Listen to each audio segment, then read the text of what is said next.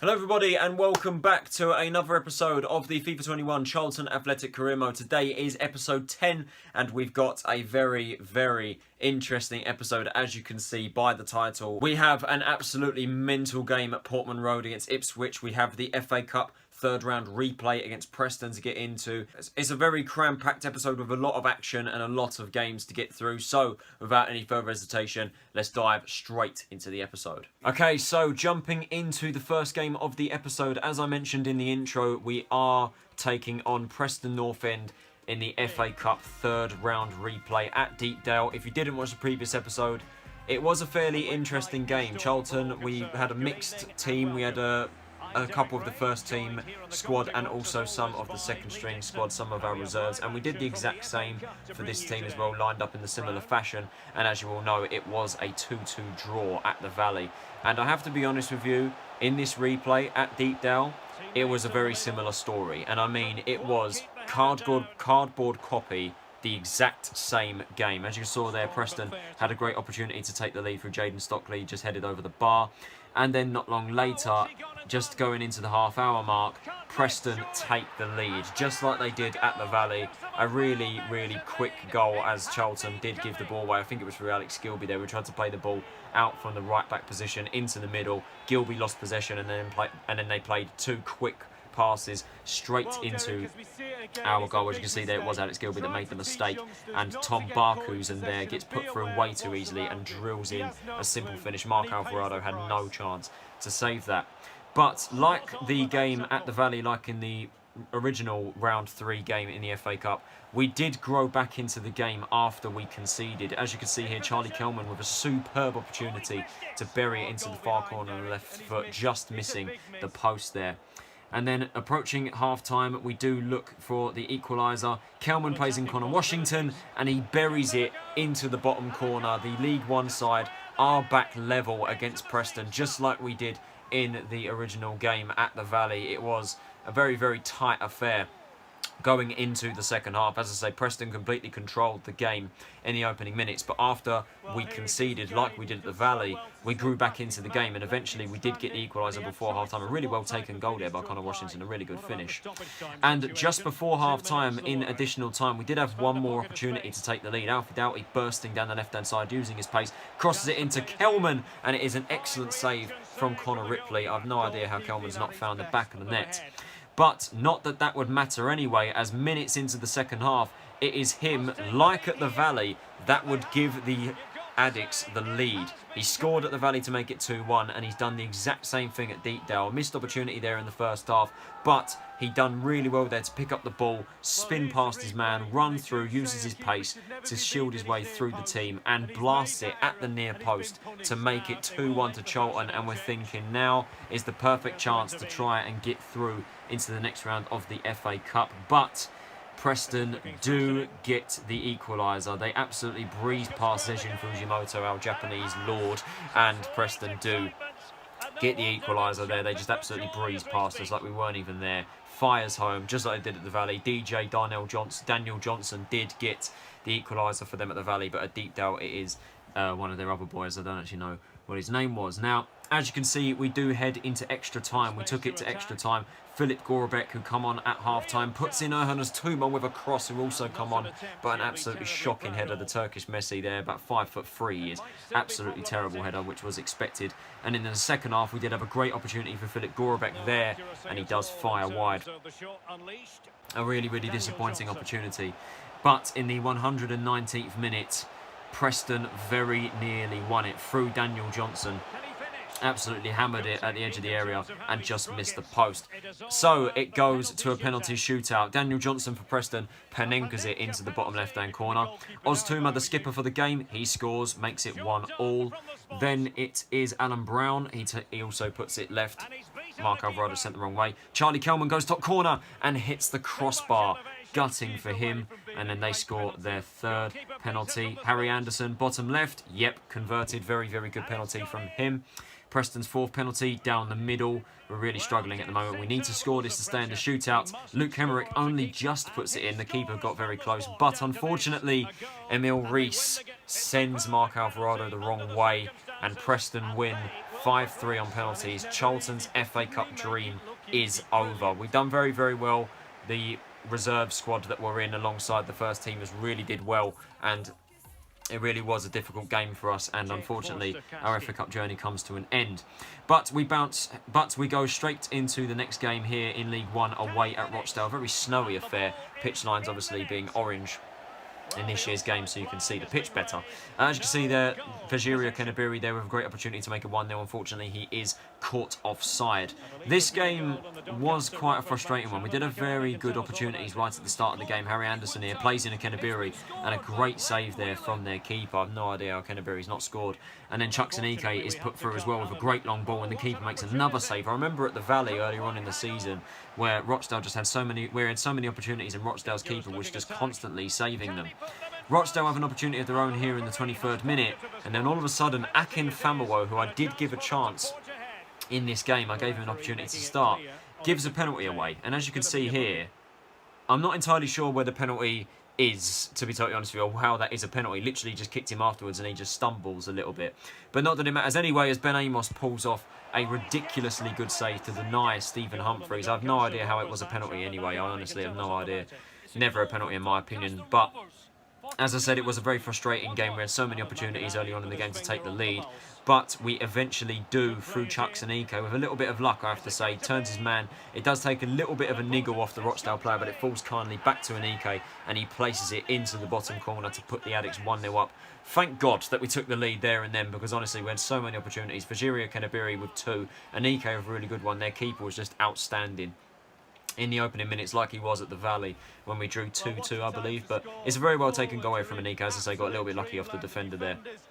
Takes a little bit of a niggle, but he gets hold of it and places it into the bottom corner. Second half rolls around, and we are again looking to close this game off. Madison here goes round the keeper, but he is completely wiped out by the Rochdale defender, and it is a very clear and obvious penalty. That one more obvious than the Rochdale one. Madison steps up and places it in the bottom left-hand corner. A superb penalty from the centre attacking midfielder who's been outstanding for us this season. He won the penalty, and he's the one who takes it and converts in emphatic and composed fashion. That's 2-0 to Charlton, and we were cooking on gas at that point. We were absolutely flying. Connor Washington, as you saw there, comes on for Chuckson-Ike, and he gets on the score sheet as well not long after. A superb finish there, cuts past the Rochdale defender and buries it with a curling effort, a lot of power into the far corner, and that is Charlton's third with still over 20 minutes to play. You know, we were absolutely in cruise control, making it up for the missed opportunities that we had at the start of the game. It took us a while to go into it, as I say, with the amount of opportunities that we had, but when we got going, we really closed this game off. And Connor Washington there getting a goal off the bench, his 7th of the season in League One, or should I say his 8th, as in additional time Washington did grab himself a brace off the bench and makes it Charlton 4-0 against Rochdale. Washington coming off the bench and getting a brace. You've got to absolutely love that. Love to see it. Okenabiri there played in brilliantly on the right-hand side. He pulls it back across the box. The Rochdale defenders and the goalkeeper probably should have done better to get on the end of that. But Washington makes it 4, and that is how the game ended. As you can see there, me shaking hands with the Rochdale manager. While it's snowing, it's still in a full kit. I must have been absolutely freezing on the sidelines there. But yeah, that's how the game ended. A very well done from the boys. Very commanding performance, and a 4-0 victory on our travels against Rochdale. Now here we do receive a loan offer from Botasani. I believe they're in the Romanian division, I think, for the services of our right back Joel Powell. We obviously tried to send him out on loan in January, but unfortunately we couldn't get him out on loan and we couldn't get him to move on. But hopefully we can get him to do so, and he can go to Botasani in the coming days. We now go into our next game against Milton Keynes Dons at the Valley, once again looking to continue our brilliant form in the league. Chuckson-Ike a very early opportunity there inside the first 10 minutes. A good save though from their keeper. And then a good interception there by Luke Hemerick to deny the MK Dons counter-attack. Okenabiri plays in Harry Anderson. A very odd ball, but Anderson does just about get there, and he buries it in the bottom corner. A very well-placed goal from Harry Anderson. He's been absolutely superb since coming in from Lincoln in the summer. Considering he was a panic buy, he really has been superb for us and has grown really well. He was 65 rated, I think, when we signed him, and he's now up to 70, which is ridiculous. But he finds the back of the net there, a very well taken goal. It was a very odd ball from Okenabiri. Not a lot of pace into it, but he does manage to get there anyway. The MK Dons defence gets caught napping. The commentator says there that the keeper needs to be asking questions of his backline. I feel like the keeper probably could have done a little bit better there to save that goal from Harry Anderson. But yeah, I have to be honest with you, this was a game we completely commanded. Akenabiri there with some unbelievable footwork to get through the MK Dons backline, but fires just wide just before half-time. Heading into the second half, it was pretty much the same story as the first, really. We completely controlled this game, completely dominated it. Maddison does well to shield the ball. He plays in full Stokowski, gets past the defender. The keeper gets a little niggle onto it, but it finds the back of the net. Jake Stokowski, the skipper for today's game, with his first goal of the season, which I actually didn't expect when I was recording this game. I actually thought Jake had bagged a couple of us for season. Was rather surprised to see that this was his first. But nonetheless, a very good, well-taken goal from Stokowski. I did actually finesse that. I have no idea why I finessed it. I think I was looking to poke it into the far corner with his left foot, but he ended up going with his right. And finishes with aplomb. Great goal. Now he must favour the cross. MK Dons then receive yet another penalty. Deja Shilaja this time giving away the penalty. Another penalty conceded, but not that it matters, as they do hit the post from the resulting penalty. That's 2 penalties now that we've conceded, and we've got off the hook brilliantly with it, as they have been saved and hit the post.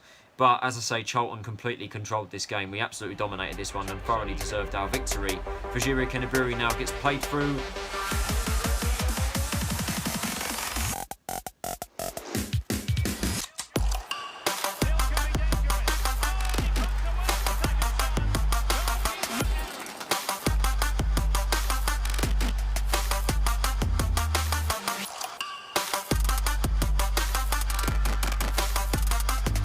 That is quite possibly the rudest goal I have ever scored against anyone. I just tried to take it around the goalkeeper, and just look at the technique that he does to go around the keeper and bury it into the bottom corner. Fajiri Akenabiri with an absolutely outstanding finish.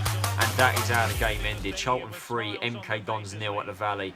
Absolutely dominant display from the boys. Another clean sheet. 7 goals scored, none conceded in 2 games in League One. Absolutely ridiculous form, and that Akenabiri goal, honestly, I could not believe I'd done that when I scored it. It was absolutely ridiculous. So our form was absolutely sky high, and we were looking to carry that on, heading to Sincil Bank, I think it is the name of their ground. I'm not entirely sure, I probably got that wrong. But we're heading to Lincoln City away now, a foggy affair in this match, but we started with the means to carry on our brilliant form, as 11 minutes in, it's that man Fajiri once again who puts the Addicts 1-0 up against the Imps.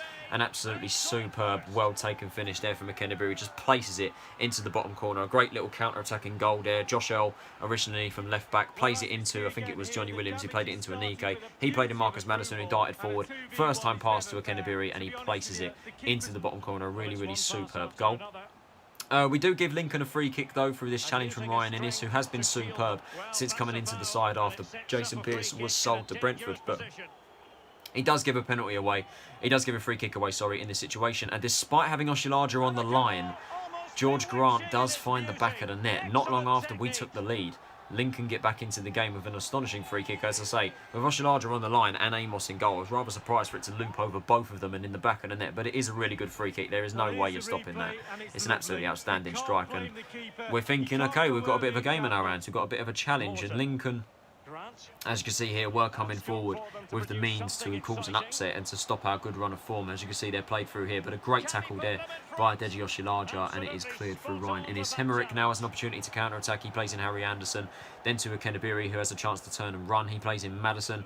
Maddison plays in Anike down the middle. Anike's got support in Johnny Williams. Williams gets it on the left-hand side. He darts through. He gets it in the penalty area, and there is that man Akenabiri again on the volley. Bounces before it goes in the back of the net. Charlton 2-1 up. He goes straight to the camera and lets them know who he is and how he's tearing up this league at the moment. He's been absolutely outstanding since coming in from Doncaster. The away fans there in absolute delirium. Akenabiri with a brace, and Charlton leading by 2-1. Good interception there by Ryan Innes just before half-time, as Lincoln tried to boil up an attack to get to the equaliser. But Charlton, after we got that goal, we just were absolutely relentless. Anike with a superb cutback there to play in Marcus Maddison, and he puts it in the bottom corner for 3-1 just before half-time. after we got that goal, after we got back in front, it was a very tight affair after Lincoln got the equaliser. But after we made it 2-1, we got a lot more confident, we got a lot more comfortable, and as you can see there, we do double our lead. We do make it 2 goals ahead, 3-1 up in that situation just before half time, and we showed no sign of letting up either in the second half. We were constantly coming at them with constant attacks. Johnny Williams, as you can see, he's played here. He cuts inside and buries it into the far corner for 4-1 a couple minutes into the second half. As I said, we just got so much more confident and comfortable after we made it 2-1. Maddison gets the third just before half-time, and right into the opening minutes of the second half, it is the Welsh magician, Johnny Williams, that makes it 4-1. He's bagged a couple of goals for us this season on the left-hand side since moving to left midfield from attacking midfielder. You know, he's been absolutely outstanding in that position. And we very nearly made it 5, actually, for this opportunity here from Harry Anderson. He plays it across to Johnny Williams, who plays in Maddison. He plays in Akenabiri, and he is tantalisingly close to make it 5-1 and his hat-trick, but we're literally talking inches off the post. Just look at this, on the weak foot as well. It comes so close there to finding the back of the net and nestling into the far corner. Lincoln did have another good opportunity here from a free kick right in additional time at the end of the game. George Grant very nearly finding the back of the net from another free kick, but Amos well saves it, and that is how the game ended. Charlton winning 4-1 against Lincoln City. We were absolutely commanding this game, absolutely dominant, so dominant, you know, in this game. And now we're getting into this match against Ipswich Town, a very, very tight affair at the top of the table, and as you can see, it is on legendary difficulty. I've seen a couple of comments in the previous episodes for me to play on legendary difficulty, so that is exactly what I've done. I've tried legendary for this game. I've actually just realised while I'm commentating over this that we actually did play another game before we played Lincoln and Ipswich, but for some reason I've deleted it, so I do apologise for that. Just to let you know, it was against Accrington Stanley. It was a quick sim because they were bottom of the league and we won 1-0, so it was another victory. But this game was on legendary difficulty against Ipswich, and obviously this is the game that I have put in the title. Just keep watching this game, guys, because this is absolutely ridiculous. Now, bearing in mind, this is the first time that I've played on legendary difficulty in this career mode, and to be honest with you, one of the only times I've played on legendary in this game, so I knew full well what to expect, you know. I knew what to expect, I have to say, you know. The computer, they like to hold up the ball, they like to have possession, and they like to be patient and play on the ball when your defence completely mucks up, and that's exactly what Ipswich do here. In the first opening 10 minutes, I am 1-0 down already through Freddie Sears. I was just really struggling in the opening minutes, really, to get attacks going. You know, every single pass was just intercepted by them, and then I just could not get the ball back off them. I could not tackle them to save my life. They just hold up the ball nicely, waiting for me to commit to the challenge, and once I have done that, they play in Freddie Sears, and bang, they make it 1-0. And I'll be honest with you, this first half was an absolute nightmare. It was an absolute disaster. Amos there throws it to Josh Earl. I've lost possession straight away. Gwyn Edwards cuts past Oshilaja nearly giving a penalty away there. Plays in Teddy Bishop. Bishop then off to Flynn Downs. He plays in James Norwood, and that is 2-0. Pretty much identical to their first goal. Ipswich have been absolutely commanding in the opening minutes so far. In the first 18 minutes, we're 2-0 down, and I just knew straight away, I know exactly what's happening now. This is on legendary difficulty. I'm going to get an absolute hammering. I'm going to get absolutely destroyed, and it's just the same goal. It's the same goal both times, you know. Just played it past the defence after I committed to a challenge, and they've made it very easy.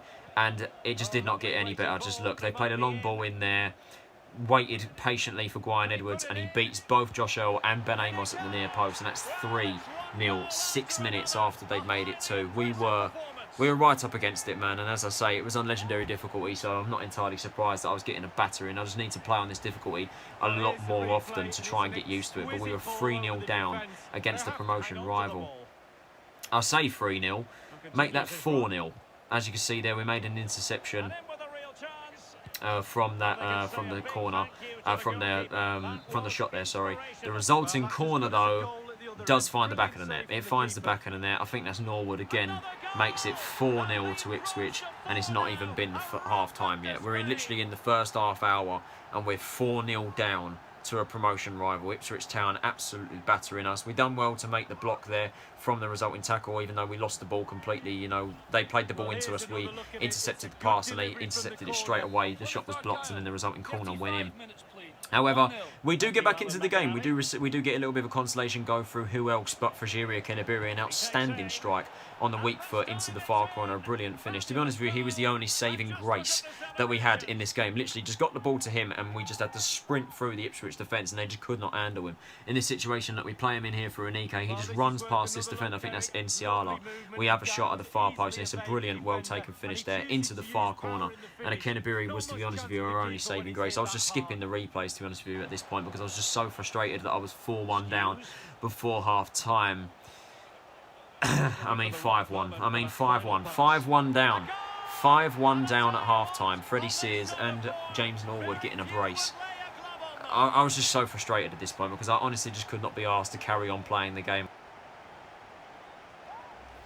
Well, here's the replay, and the passing move is Cole skews. It's opening up for them. Well, a top-notch piece of defensive judgment. It nearly got even worse there, as you saw there, Ryan Innes. If it wasn't for him putting in that tackle, it could very easily have been 6-1. But shortly after that interception, we build up the play.